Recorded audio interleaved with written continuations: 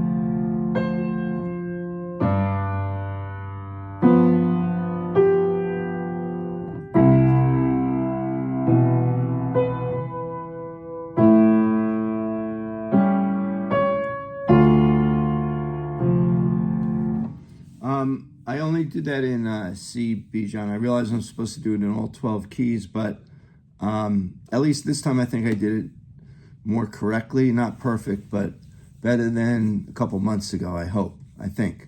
So I'll work on the other keys, promise. Thank you.